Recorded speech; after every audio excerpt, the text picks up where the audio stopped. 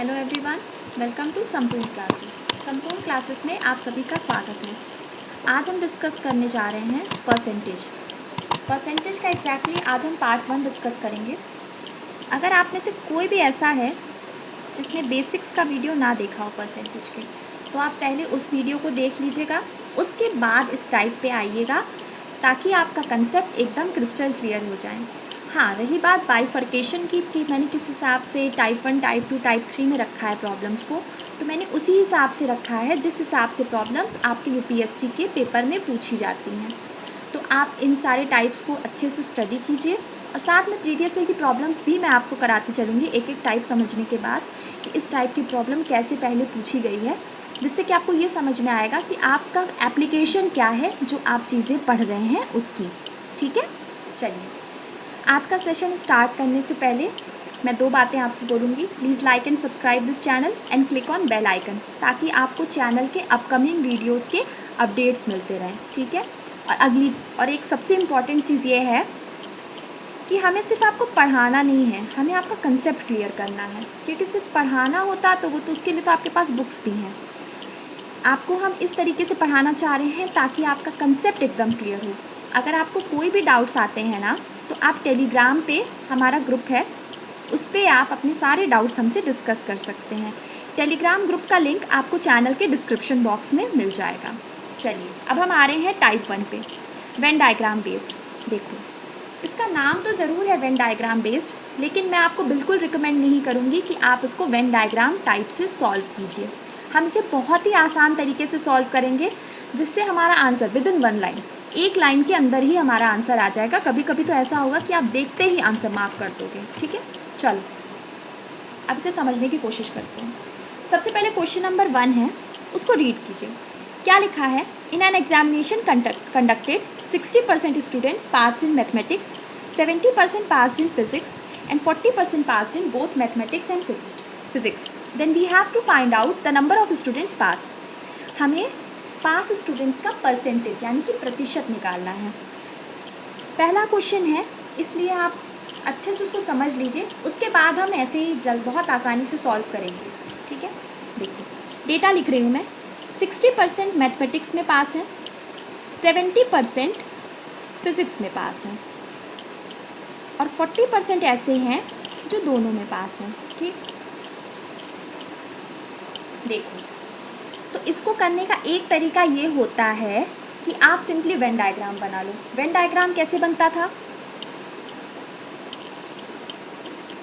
ये आपका मैथमेटिक्स है, ये फिज़िक्स है, ये है आपका 60%, ये है 70% और कॉमन हिस्सा क्या है? 40%।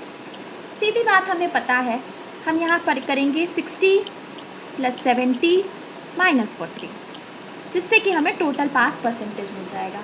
हाँ, कोई अगर ऐसा हो जो इस चीज़ को ना समझ पा रहा हो, तो उसके लिए मैं इसे एक और तरीके से बताती हूँ। जरा एक बार इस वेन डायग्राम को देखो, ये सर्कल हुआ, ये सर्कल हुआ। ठीक, ये 2 सर्कल हुए। हमें टोटल निकालना है कितने स्टूडेंट्स पास हुए। तो ये वाला पोर्शन देखो ज़रा, ये वाला जो मैंने ब्लैक से हाईलाइट किया है, ये तो 2 बार आ रहा है ना।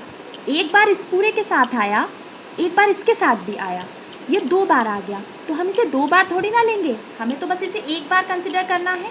तो इस केस में हम क्या करेंगे, हम एक को सब्सट्रैक्ट कर देंगे, यानी कि हम कर देंगे कितना है, 40% है, हमने कर दिया -40। समझे इस बात को? फिर से समझ लो एक बार। देखो, एक ये था 60% है, ये एक ये था, ये आपका 70% है और कॉमन वाला जो है वो आपका 40% है। बोला आपसे क्या जा रहा है? ये कह रहा है निकालो कितने स्टूडेंट्स टोटल पास हैं, मतलब ये निकालना है कितने स्टूडेंट्स आपके पास हो रहे हैं। तो उसको अगर कुछ भी ना सोचो, एक बार को सब कुछ भूल जाओ, तो भी जरा ये देखो, एक ये हो गया, ठीक, एक पूरा ये हिस्सा हो गया। मतलब ये जो पूरा हिस्सा मैंने शेड किया है ना, ये आपका बताएगा। देखो, एक तो सेट थ्योरी के सिंपल कंसेप्ट से भी आप समझ सकते हो, बट अगर हम नॉर्मल लाइफ से रिलेट करके समझें तो भी इस बात को समझो। ये पूरा शेडेड पोर्शन जो है वो आपका बताएगा कि कितने % ऑफ स्टूडेंट पास होते हैं। लेकिन आप ये सोचिए, ये पूरा 70 है, ठीक, ये पूरा 60 है, ठीक, ये 40 है। अब इतने पोर्शन को तो हम 2 बार कंसिडर कर लिया हमने, एक बार इसके साथ किया और एक बार दूसरे के साथ किया, दोनों के साथ कंसिडर कर लिया ना हमने, ठीक है। दूसरे कलर से मैं हाईलाइट करके आपको बताती हूँ, ये देखो, दोनों के साथ हमने कंसिडर कर लिया। यानी कि ये जो पोर्शन है बीच वाला, इसको हम एक बार सब्सट्रैक्ट कर दें अगर, तब तो हमारा काम बन जाएगा, तब ये इतना ही बचेगा बस। इसमें से एक हमने माइनस कर दिया, तो ये कितना था, 40 था, ये था आपका 60, ये था आपका 70। कितना हो जाएगा ये, 60 + 70 - 40, आपका आ जाएगा 90%, ठीक। एक तरीका ये है सॉल्व करने का, जो कि मैं आपको बिल्कुल रिकमेंड नहीं करूँगी कि आप उसको पेपर में अप्लाई कीजिए, क्योंकि ये बहुत टाइम टेकिंग होता है एंड हमें टाइम अपना बिल्कुल बर्बाद नहीं करना है पेपर में, ठीक है। अब मैं आपको दूसरा मेथड बताने जा रही हूँ, उस मेथड को भी आप पेपर में बिल्कुल अप्लाई नहीं करेंगे, ठीक है, बट एक बार समझ ज़रूर लीजिए, क्योंकि बेसिक है ये सब, बेसिक समझना इम्पॉर्टेंट है, ठीक। इसका बेसिक समझ लो, बता रही हूँ। सिंपल सेट थ्योरी का कंसेप्ट है ये। क्या फॉर्मूला पढ़ते हैं हम, NA union B is equals to NA + NB minus NA intersection B। एक ये भी कंसेप्ट होता है। सिंपली यहाँ NA आपके नंबर ऑफ़ स्टूडेंट्स परसेंटेज में जो मैथ्स में पास हैं वो हो जाएगा, NB हो जाएगा नंबर ऑफ़ स्टूडेंट्स परसेंटेज में जो फिज़िक्स में पास हैं, और A इंटरसेक्शन B हो जाएगा जो दोनों में पास हैं, वो कितना हो जाएगा, 40%। कितना हो गया ये। अब इसकी अगर वैल्यू सिंपली मैं सब्सटीट्यूट कर दूँ तो वो कितना हो जाएगा, 60 + 70 - 40, ठीक, कितना हो गया, 90%। ये तरीका भी आप एग्ज़ाम में अप्लाई नहीं करेंगे। अब मैं बताती हूँ जो आप पेपर में करेंगे।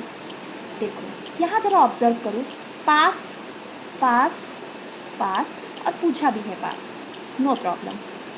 सिंपल हम ये करेंगे, जो दोनों इंडिविजुअल वाले हैं, यानी कि एकाकी जो है, मैथ्स और फिज़िक्स की बात कर रहा है ना, 60% स्टूडेंट्स मैथ्स में पास हैं और 40% स्टूडेंट फिज़िक्स में पास हैं। इन दोनों को उठा के जोड़ दिया, ठीक, सॉरी 40 नहीं 70% स्टूडेंट्स ऐसे हैं जो फिज़िक्स में पास हैं। इन दोनों को आप उठा के ऐड कर दोगे और इसमें से सब्ट्रैक्ट कर दोगे जितने कि दोनों में पास हैं, माइनस कर देना 40%, आपको आंसर मिल जाएगा 90%। ये इसका सिंपल तरीका है, लेकिन पेपर में इतना आसान आपसे नहीं पूछेगा।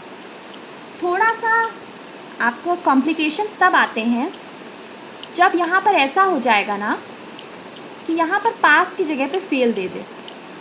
अगर बोल दे 60% स्टूडेंट फेल है मैथमेटिक्स में, तब आप क्या करेंगे, तब आपको बहुत ध्यान देने की ज़रूरत है। आप क्या करोगे, सबसे पहले इस फेल को पास में बदलोगे। फेल को पास में कैसे बदलोगे, लिखा है 60% स्टूडेंट्स अगर पास हैं, टोटल परसेंटेज कितना हो जाएगा आपका, 100%।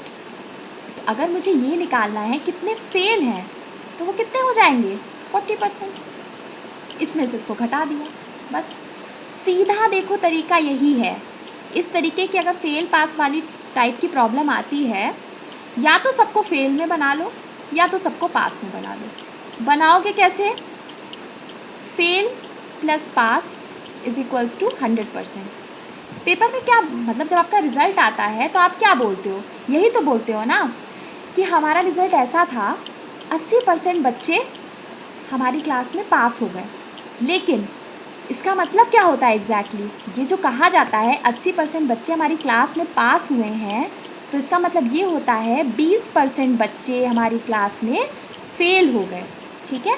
इसको कैसे निकालते हैं 20% को, 100 में से घटा देते हैं, क्योंकि हमने सबसे पहले मतलब क्या समझा था क्लास 1 में, परसेंटेज, सेंट यानी कि कितना होता है 100, यानी कि सारी एनालिसिस हम किसके रिस्पेक्ट में करते हैं, हमेशा हम 100 के रिस्पेक्ट में करेंगे। तो अब अगर इस क्वेश्चन पे आए, हमने इस क्वेश्चन को सॉल्व करने का तरीका 3 तरीके से देखा। हम हमेशा थर्ड मेथड अप्लाई करेंगे क्योंकि वो सबसे आसान है, उससे आपका क्वेश्चन बिना लिखे भी सॉल्व हो जाएगा। तो इसका हो जाएगा 60%। देखो ये प्रॉब्लम सबसे आसान है, पहली है इसलिए सबसे आसान ली है, सबके सब पास में है, मतलब सबके सब पास हैं, कोई फेल नहीं है। तो क्या किया मैंने, 60 + 70 माइनस ऑफ 40 कितना हो जाएगा 90%। आंसर हो जाएगा बी। ठीक है, चलो नेक्स्ट प्रॉब्लम समझते हैं ताकि कंसेप्ट और क्लियर हो जाए कि एग्जैक्टली हो क्या रहा है। देखो इसमें लिखा है 60% student failed in mathematics, 70% passed in mathematics physics and physics and 40% passed in both, ऐसा बोल रहा है। देखो और निकालना है आपको परसेंटेज ऑफ स्टूडेंट्स जो पास हो रहे हैं। देखो यहाँ पास है, यहाँ पास है, यहाँ पास है, निकालना भी पास है लेकिन यहाँ पर फेल दिया हुआ है। तो इसको करने का तरीका क्या है, हम सिंपली बिना कुछ सोचे समझे इस फेल को पास में बदल लें। कैसे बदलेंगे, अगर 60% स्टूडेंट्स ऐसे हैं जो मैथमेटिक्स में पास हैं आपके, ठीक है, तो फेल हैं, तो अगर आपको ये पता करना है कि पास कितने हैं तो आप 100 में से घटा दो, कितना आ जाएगा आपका, आ जाएगा 40%। ठीक, अब हमारा ये क्वेश्चन पिछले क्वेश्चन की तरह हो गया, बहुत आसान हो गया। जो इंडिविजुअल वाले हैं उनको हमने ले लिया। 40% जो हैं वो मैथ्स में पास है, 70% फिज़िक्स में पास है और 40% ऐसे हैं जो दोनों में पास हैं। कितना हो गया 70%। अगर मुझे ये निकालना है टोटल नंबर ऑफ़ स्टूडेंट्स जो पास हैं कितना हो जाएगा, 70% हो जाएगा। आंसर हो जाएगा डी। बहुत आसान प्रॉब्लम थी ये। नेक्स्ट प्रॉब्लम पे आते हैं। ये आपके पेपर में पूछी हुई प्रॉब्लम है, सेम कंसेप्ट 2000 के पेपर में पूछा है ये। चलो अब ज़रा इसे ध्यान से देखो। इन an examination every student took physics और मैथमेटिक्स और बोथ। ठीक है, इसका मतलब अभी हम बात करेंगे कि इस लाइन का मतलब क्या है। ये लाइन बहुत ही इम्पॉर्टेंट लाइन है, इसका अभी हम डिस्कशन करेंगे कि ये क्या है। फिलहाल अभी ये देखो, 65.8% टुक फिजिक्स एंड 59.2% टुक मैथमेटिक्स। तो हमें निकालना है the total number of candidates. अगर 2000 हैं तो हमें निकालना है how many candidates took both physics and mathematics. ठीक, देखो अब ये निकालने के लिए हम क्या करें। एक काम सबसे पहले हम ये कर सकते हैं, सबसे पहले हमें ये दिख रहा है, ये आपके फिज़िक्स वाले हैं, ये आपके मैथ्स वाले हैं। सबसे पहले तो इन दोनों को ऐड कर लो। क्यों भाई, यही तो सब अभी तक यही कर रहे थे ना। इन दोनों को ऐड कर लिया हमने, इन दोनों को ऐड करके हमें मिला 125%। अब हमें ये ख्याल आया कि यार ये 125 है क्या एग्जैक्टली। 125% स्टूडेंट्स ऐसे हैं जो फिज़िक्स प्लस मैथ्स का सम है, बोथ नहीं है, ये सम है। और टोटल कितने हैं, ज़रा इस लाइन को पढ़ो। इस लाइन का मतलब क्या है, in an examination every student took physics और मैथमेटिक्स और बोथ। ठीक है, इसका मतलब ये हुआ कि उस एग्ज़ाम में फ़िज़िक्स मैथमेटिक्स या फिर दोनों, हर स्टूडेंट कोई ना कोई सब्जेक्ट ज़रूर ले रहा है।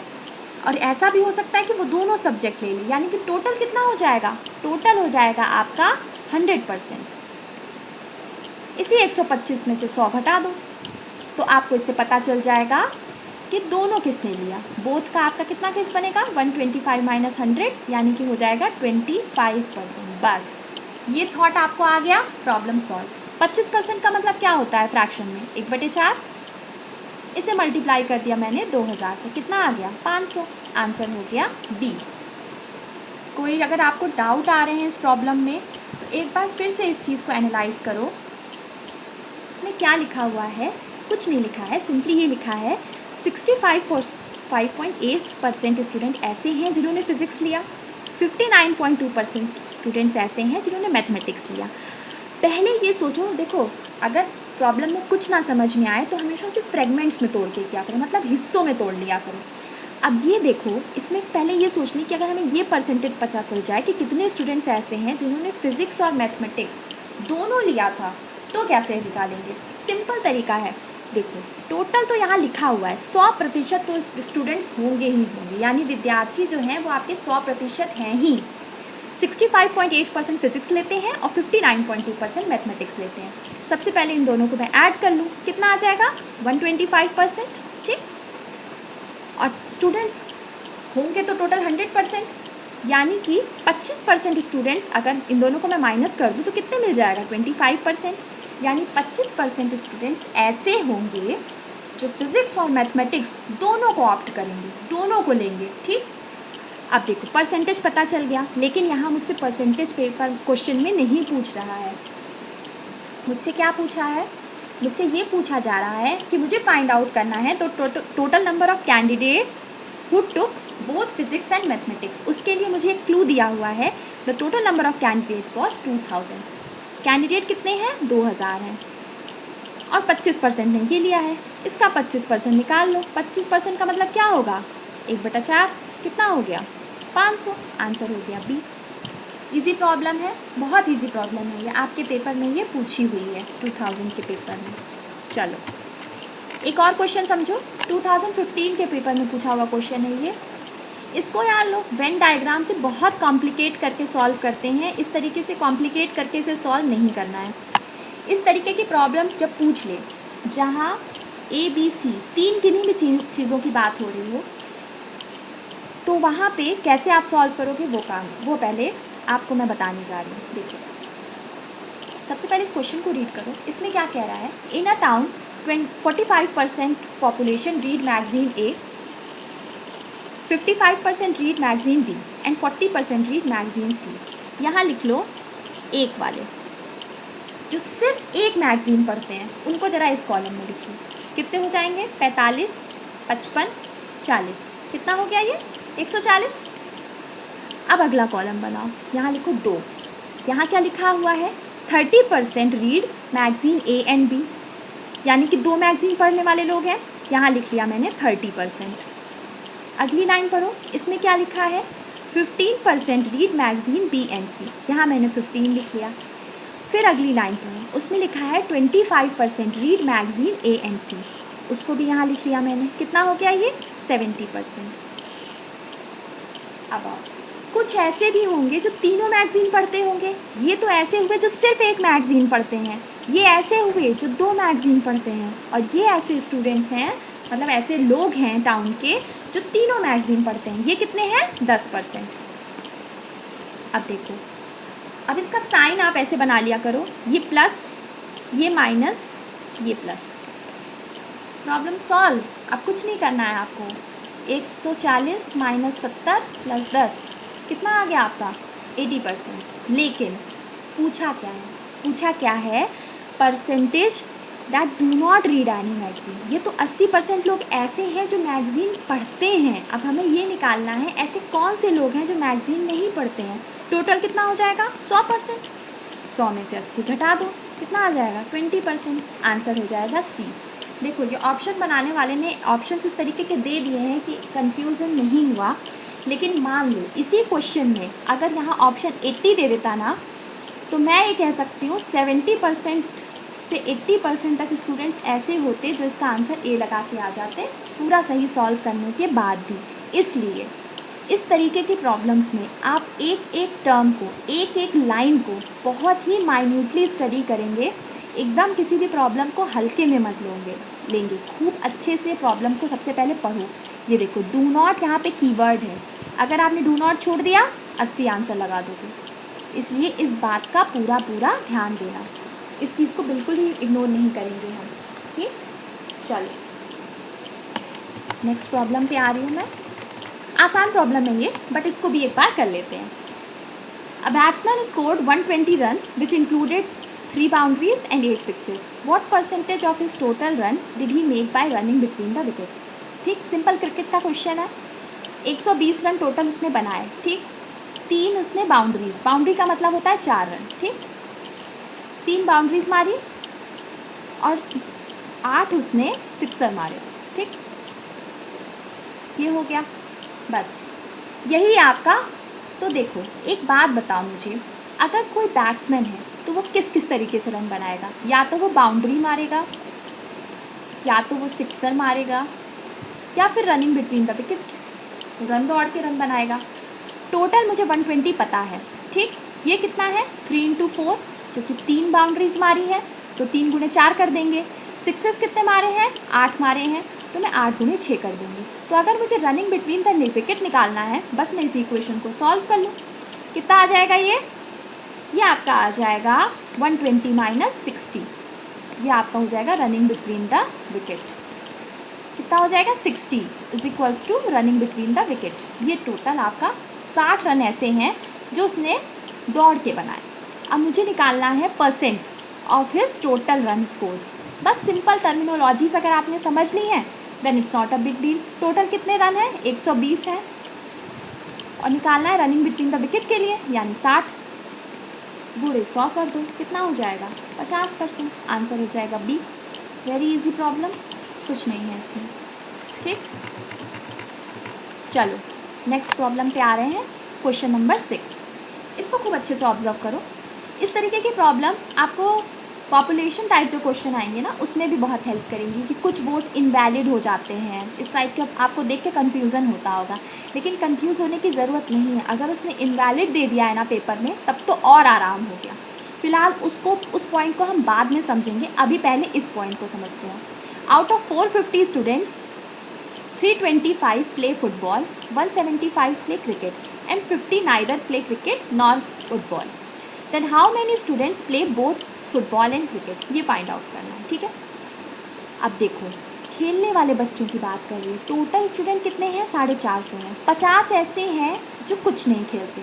तो सबसे पहले देखो यहाँ बात सिर्फ खेलने वाले बच्चों की हो रही है ना, तो मैं 450 में से 50 घटा दूँ, यानी कि 400 बच्चे ऐसे हैं जो गेम्स खेलते हैं। 50 बच्चे ऐसे हैं जो गेम ही नहीं खेलते हैं। सबसे पहले मैंने इन्हें घटा दिया।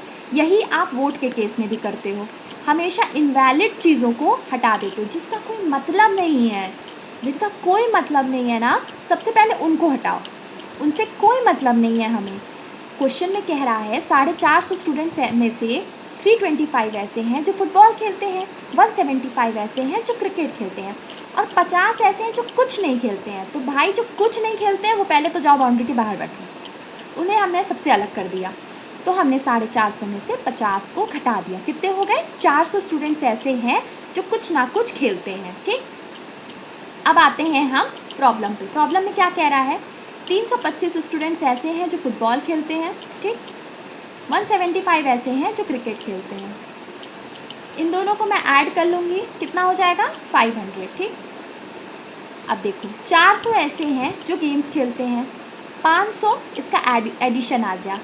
तो ये देखो अगर मुझे ये निकालना है कि कितने स्टूडेंट्स दोनों खेल खेलते हैं, बस मैं 500 में से 400 घटा दूँ, कितना आ जाएगा 100। आंसर हो जाएगा बी। बहुत इजी प्रॉब्लम थी ये, इस प्रॉब्लम में कुछ भी नहीं था, बहुत आसान प्रॉब्लम थी। एक प्रीवियस ईयर की प्रॉब्लम हम आज और कर लेते हैं, उसके बाद हम आज का सेशन यहीं पे एंड कर देंगे। फिर हम अपकमिंग सेशंस में और चीज़ों को समझेंगे परसेंटेज से रिलेटेड। ठीक है, देखो 2000 में पूछी हुई प्रॉब्लम ये भी है। इसमें क्या कह रहा है in the given diagram the number of students who failed in an examination comprises English, Hindi and mathematics. The total number of students who took the test is 500. What is the percentage of students who failed in at least 2 subject? ये at least का मतलब समझो पहले क्या होता है। at least 2 subject का मतलब ये है कि वो स्टूडेंट्स 2 सब्जेक्ट में तो फेल हो ही हो, साथ में ऐसा भी हो सकता है कि वो 3 सब्जेक्ट में भी फेल हो जाए। at least का मतलब होता है कम से कम। यहाँ टोटल कितने सब्जेक्ट हैं 3 सब्जेक्ट हैं, इसका मतलब वो 2 सब्जेक्ट में तो कम से कम फेल होंगे ही होंगे। ऐसा भी हो सकता है कि वो तीनों के तीनों सब्जेक्ट में फेल हो जाए। अब जरा इस वेन डायग्राम को समझो। इस वेन डायग्राम में क्या कह रहा है 2 सब्जेक्ट में फेल होने वाले ज़रा देखो, ये है 10, 12, 12 और तीनों सब्जेक्ट में फेल होने वाले को भी हमें इंक्लूड करना है, ये हो जाएगा 5। बस एक बार आप इस चीज़ को समझ गए तब तो कोई प्रॉब्लम नहीं है। फिर से इस चीज़ को समझ लो, ये इंग्लिश है, ये हिंदी है, ये मैथमेटिक्स है। इंग्लिश और हिंदी के बीच में कॉमन क्या दिख रहा है 10 दिख रहा है।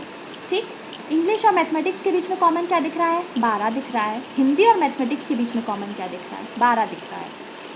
और ये जो 5 है ये तो तीनों में है। ठीक है, तीनों के बीच में कॉमन है। बस यही करना है आपको और कुछ नहीं करना है। इन सबको उठा के ऐड कर दो, 10 + 5 + 12 + 12, क्योंकि पेपर में आपकी एटलीस्ट पूछ रहा है, बोल रहा है कम से कम 2 सब्जेक्ट। अगर यहाँ एटलीस्ट नहीं होता तब इस 5 को आप नहीं लेते, तब से 2 सब्जेक्ट लेते।